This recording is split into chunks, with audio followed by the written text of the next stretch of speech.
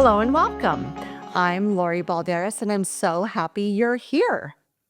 Well, I have some things to talk to you about today because we're friends, right? That's how I like to think of us. I consider us friends. And even though you're in 67 countries and over 1,000 cities, I imagine that we're just sitting down having a chat with a cup of tea or a glass of wine. And sometimes when you're with your friends, you will talk about really good things going on in your life. Sometimes you'll talk about things that you're struggling with, and you kind of commiserate with each other. Now, I don't have you here to actually do that with me, so I'm going to say some things that I'm struggling with right now. And the reason I'm bringing these up is I feel like these things I'm going to talk to you about today might be really relatable to you, or that you know somebody that's going through a similar thing. So, that being said, I don't know that I have a solution to what I'm going to talk about or a tidy bow on the end of this episode, but it's kind of a work in progress with me personally. And I just want to kind of throw some things out at you. Now, I will also in this episode kind of say different things about how I came up with this podcast topic. And so just kind of go with me on this little journey we're going to go on today. So, life is something, isn't it? There are really good times, there's really good moments, there's really rough times, there's very upsetting things that happen, there are forks in the road, there are bumps in the road, there are tack strips in the road that just stop you dead in your tracks. And we have to learn to kind of go with the flow or figure out what we're going to do in certain situations. Now, some of us who don't have God in our life, I feel, and I was one of those people, so that's why I'm saying this. I'm not judging people who don't have God in their life. I just know how it was when I didn't have God in my life, and these different things would come up. So I didn't really have a good compass or anchor of something to go to pray to. I didn't pray really. And so I would go to human beings that I trusted. I would go to human beings that I didn't trust. I would get very bad information from some people and great information from others, particularly my father. Um, so there's the people that don't have God in their life, and I feel like a lot of those people are seeking out answers in not the best places or with the best people. Or maybe it's people that they don't have a bad intention, but they just don't have the right answers. Then there's the people who I feel have God in their life or have a spiritual something in their life, maybe not God, that they're seeking out to help them figure out what their next step should be. And then there's the people who have the Lord in their life and who pray to him and who believe in him and who have faith in him. And I think they handle things in a different way. And there's probably a bunch of other scenarios in there, but those are the three main ones that I'm considering here. So, like I say, life is like this. Life is unpredictable. I've certainly had many things where I was just whistling down one road and something came out of nowhere and changed my life forever, particularly my accident. So if you haven't heard that episode, go back to the very beginning. It's probably like episode 4 or something. Go back and hear about my accident. That was life-changing. But I had many things that have been where I was just kind of cruising along in my life and something came in and changed it forever, whether it be good or bad. But that's just life, right?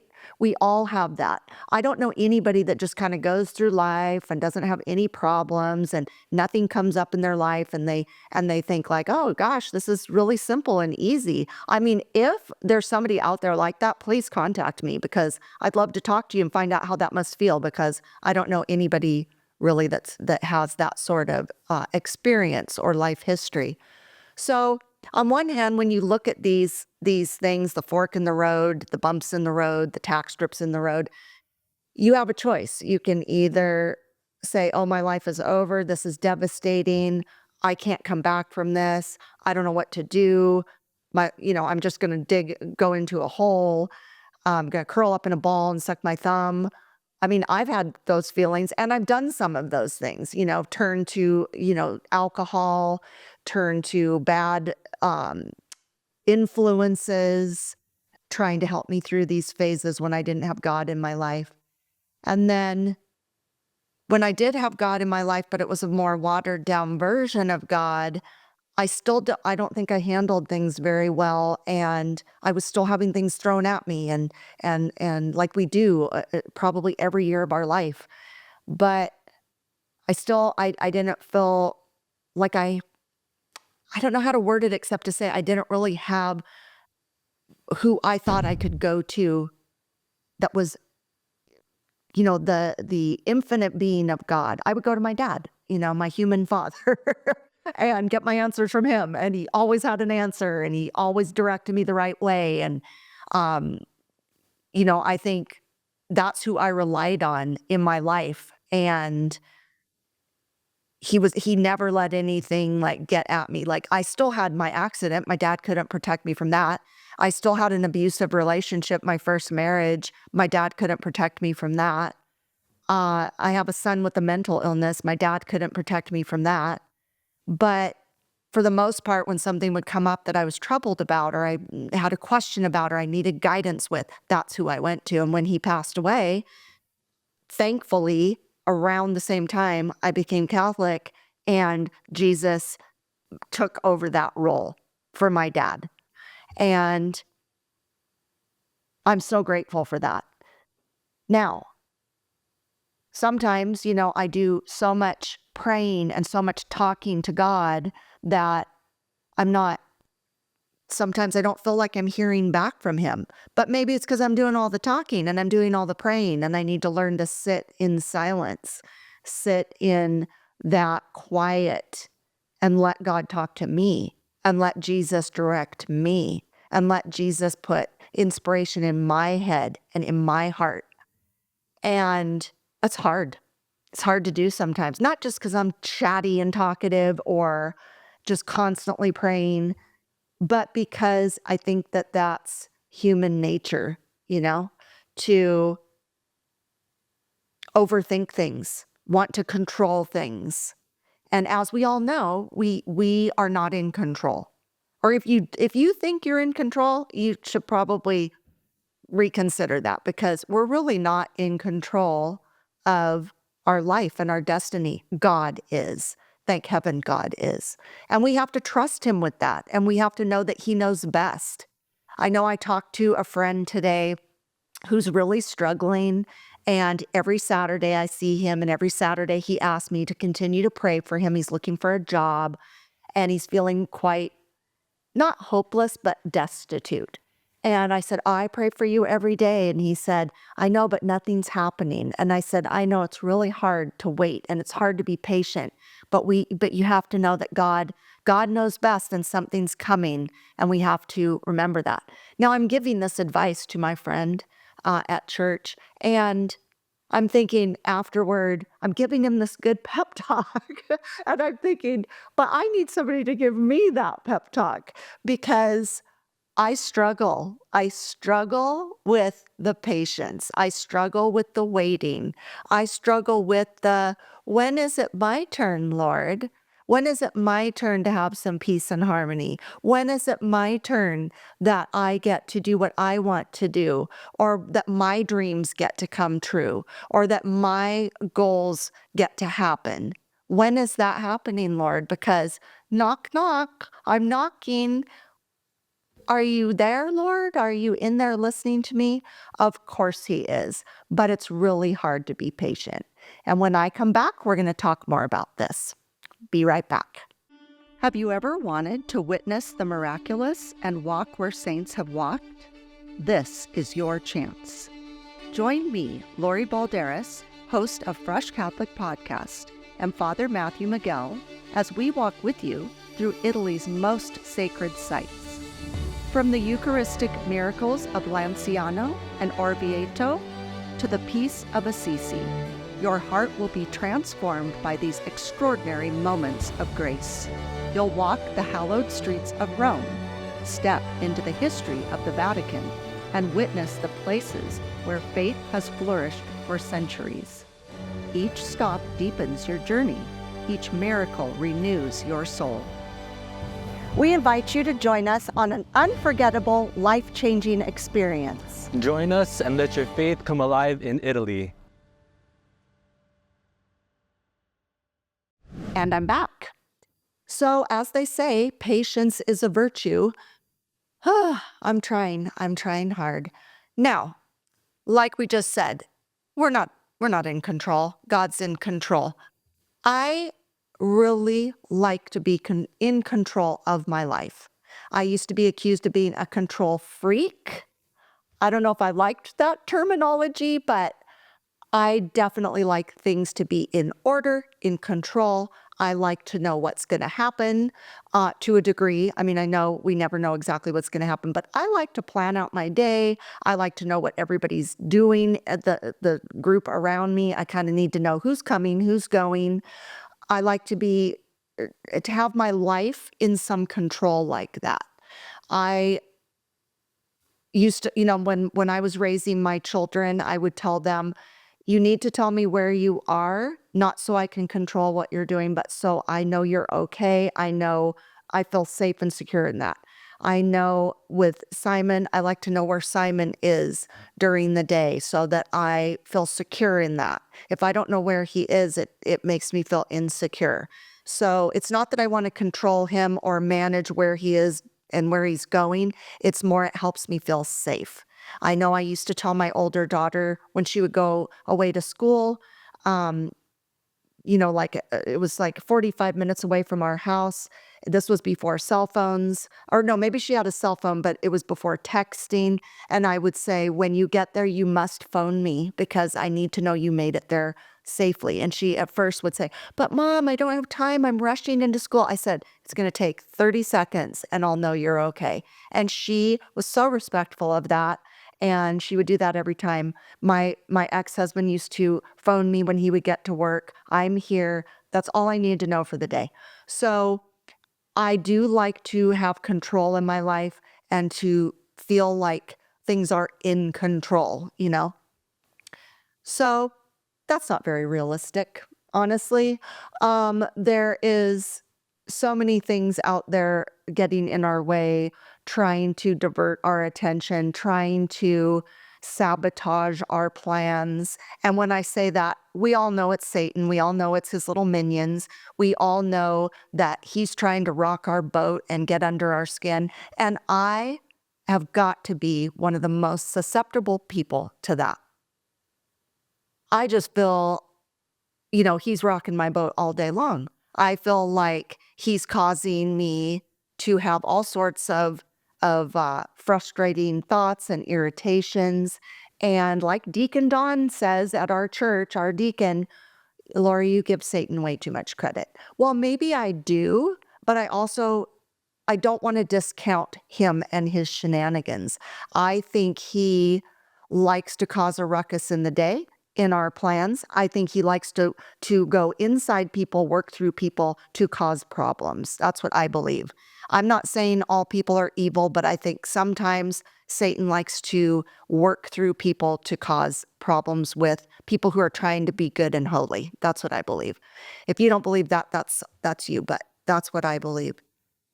I always feel like I'm sensing him more and more, and I know I can feel it when something is from him, and I reject it. But it's hard sometimes when it's so present and it's so constant, and it's just, you get a seasick when your boat is being rocked all the time. You don't feel well, you feel out of sorts. So, I was starting to feel really upset about this. I was starting to feel like I was really taking a lot of this in, a lot of this feeling out of control, a lot of feeling like my life is not mine. My life is being run by others. My life is being distorted by other people's views or how they're acting towards me or towards others. My life is, well, I'm saying was because I'm going to tell you that last week it kind of came to a a pitch, and I was really not doing well. I was not feeling well in my heart and soul. And so I went to confession, and I was very pleasantly surprised. We have a new priest at our church, and I haven't been to confession with him before. And I thought, well, I don't know how this is going to go because I've never gone to him before. I was very pleasantly surprised, even though he's a younger gentleman. And you never know what people's life experiences are, what their training is, honestly. But I was very pleasantly surprised. He gave me some very good advice. And when I went to him, I was telling him that I was feeling a lot of anger and even hate towards some people and some situations that are in my life currently, and that I wasn't feeling like my life was my own, and other people were dictating what my life path was going to be. And I told him that it didn't feel good. I mean, I'm going to be 60 years old this summer, and I've been through so much where so many people have had, either purposely or accidentally have altered my life and my life path. Even if I'm cruising along and I'm like, this is the path I want to take, these are the goals I have, something or someone has come and pushed me off the path. And that's hard to not be resentful of that. I think we've all had experiences like that where we're thinking, this is my plan, this is my goal, and then something happens. I know I've talked to people where they have tried and tried and tried to get pregnant. They get pregnant and they have a miscarriage. Well, the rug was pulled out from underneath them. Or somebody who was excited about getting married and they had this dream in their head, and then something happened, God forbid, to the future spouse, or the marriage or never happened. That's a life-changing thing. There's deaths in people's families and friends. There's job changes. There's relocating of your household. Like recently we've had, hurricanes and these fires, and people's houses are demolished, and they have to, they're thinking, wait a second. Just last week we were having dinner in our big beautiful dining room, and now there's no house at all. So it's really hard when other people's choices and decisions affect your life currently and in the future. Now, when we do things to mess up our own lives, that's kind of a different story. If you had a plan and a goal and you got into alcoholism or drug addiction or pornography and you lost everything because you made conscious choices to do that, that's one issue. But I'm talking about when other people are inserting themselves in your life and it's causing your life to have to be altered or changed because of them. And so I am and was really struggling with these feelings of anger, animosity, hate even. And I do not want to hate. I don't want to hate anybody. I used to have a lot of hate in my heart. As I've said in past episodes, I was a whole different person. I was very angry, very hostile, very aggressive. I would hold a grudge for years and years and years. But I don't want to have hate in my heart.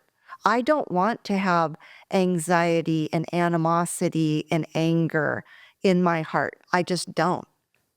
And God certainly doesn't want that for me.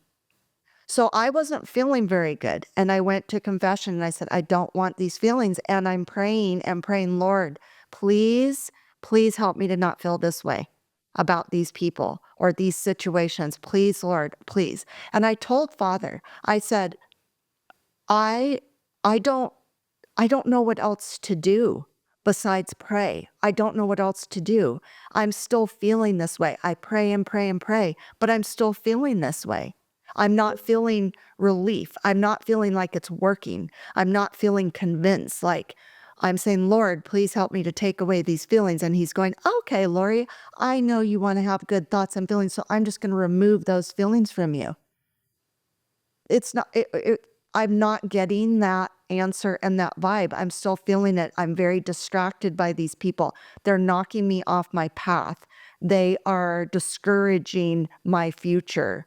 They are throwing a problem. So what his advice was, he said, because I had 3 particular individuals I was talking to him about. So he gave me advice on each scenario. And basically what it comes down to is that there's certain things I can do to have a better attitude or to not allow those feelings to overtake my day and overtake how I'm responding to people and things. I can do that.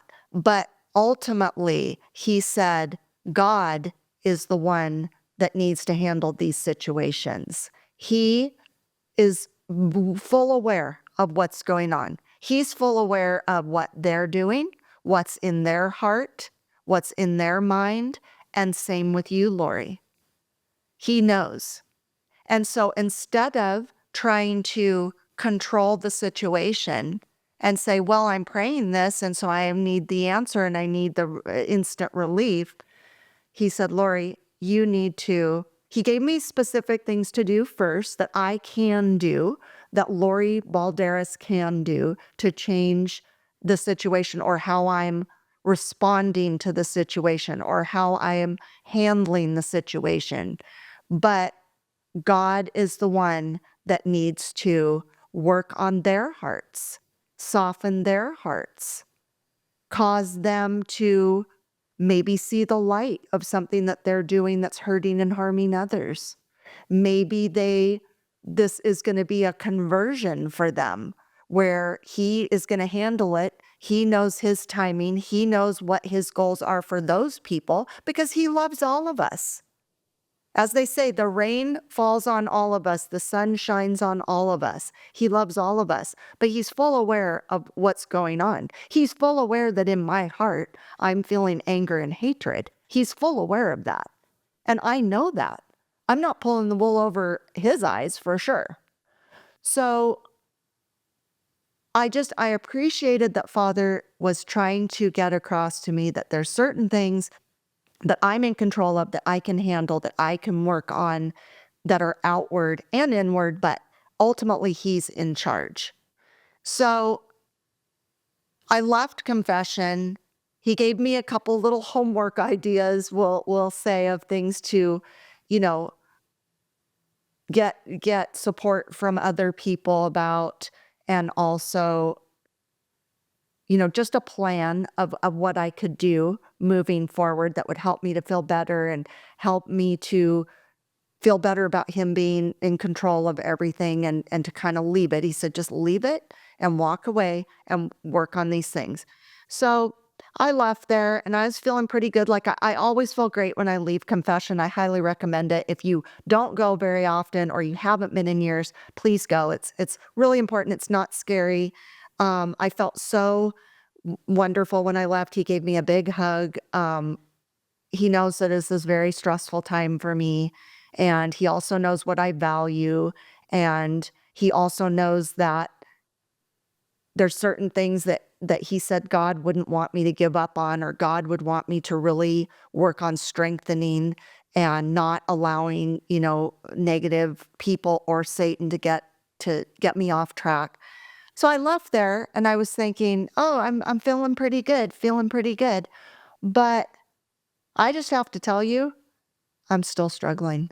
I'm still struggling. I'm probably going to have to go back to confession again because it's not that the confession didn't go well. It's not that I didn't understand it, but I'm still struggling that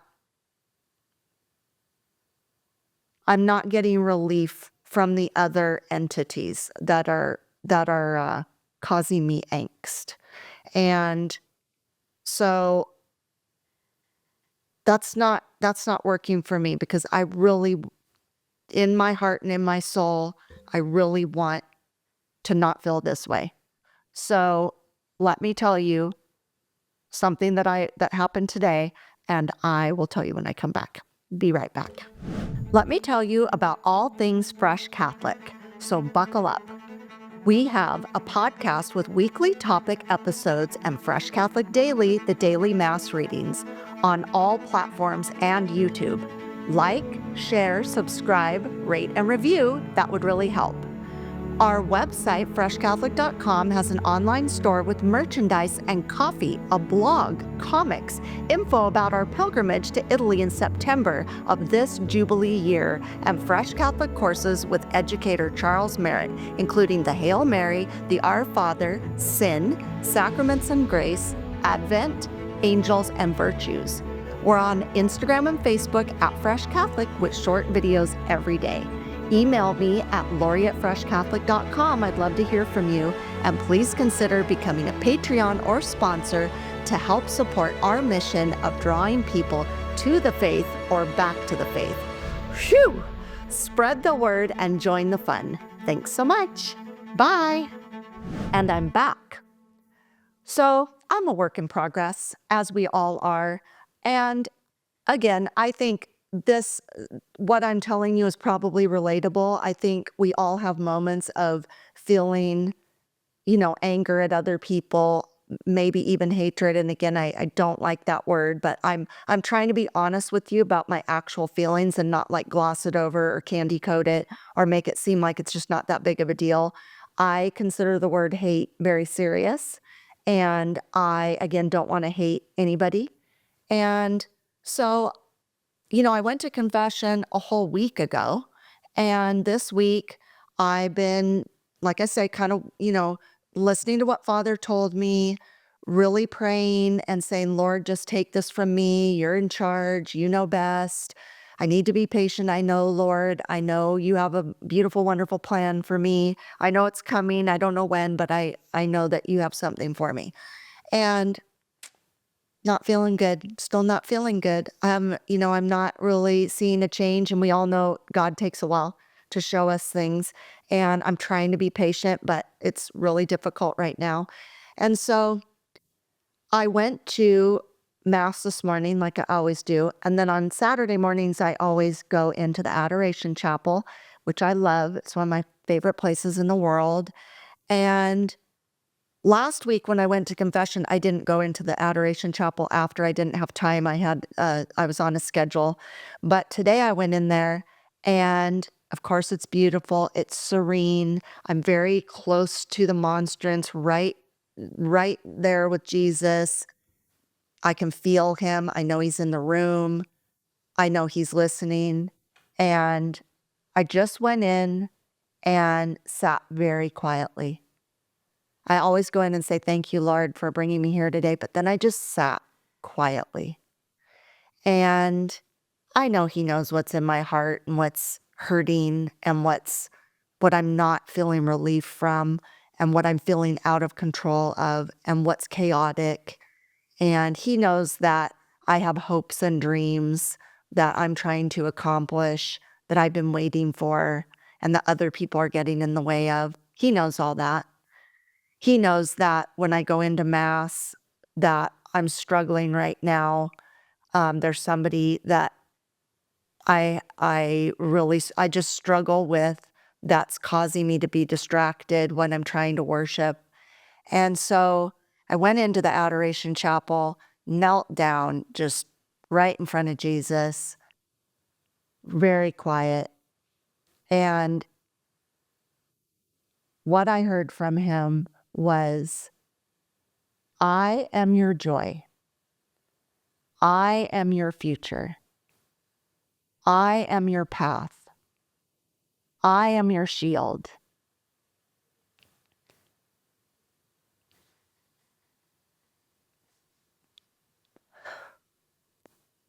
I am your everything. And, it was so quiet. I know he's taking care of everything.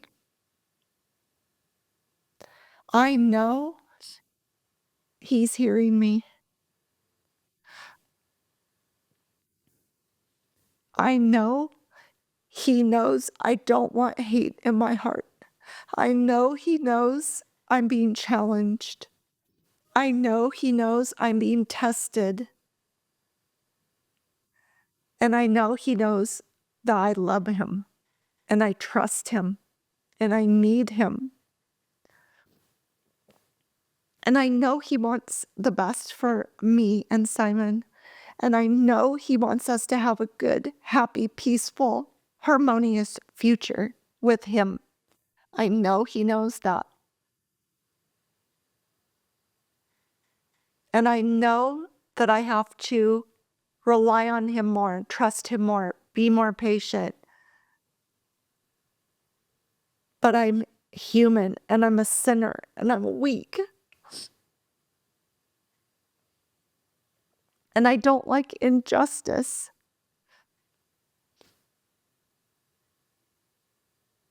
But he is everything. He's my everything.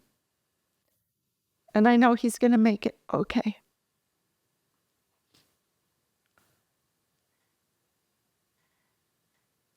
So I know that even though I'm crying and I'm upset and I don't feel that I've mastered this at all, maybe I'll never master it. But I just wanted you to know how I feel and that I need your prayers because I don't want to feel this way anymore. I just want to look to him and know that he's in charge and in control, and that's all I need. So I hope you have a beautiful, blessed day. Thanks for coming today. Thank you. Love you. Bye.